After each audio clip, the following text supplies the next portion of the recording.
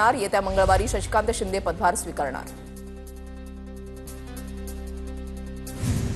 महाराष्ट्र सहकारी बँक घोटाळा प्रकरणामध्ये रोहित पवारांच्या विरोधात ईडीकडून पुरवणी आरोपपत्र दाखल। कन्नड सहकारी साखर कारखान्याच्या लिलाव प्रक्रियेमध्ये घोटाळा झाल्याचा ईडीचा आरोप। ईडीनं शिखर बँक घोटाळा प्रकरणामध्ये रोहित पवारांना आरोपी बनवत पुरवणी आरोपपत्र दाखल केलं।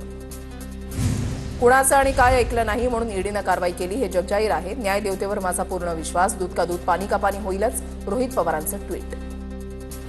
संजय शिरसाट राऊतांवर मानहानीचा दावा दाखल करणार। मानहानीचा दावा दाखल करण्यासंदर्भात शिरसाटांची वकिलांसोबत चर्चा। पैशांच्या बॅगेसंदर्भात राऊतांच्या आरोपानंतर शिरसाट आक्रमक। बॅगेमध्ये कपडे होते तर ती बॅग उघडून दाखवा। मंत्री शिरसाटांच्या स्पष्टीकरणानंतर संजय राऊतांचा आव्हान। मुख्यमंत्री फडणवीसांकडे शिरसाटांवर कारवाई करण्याची मागणी।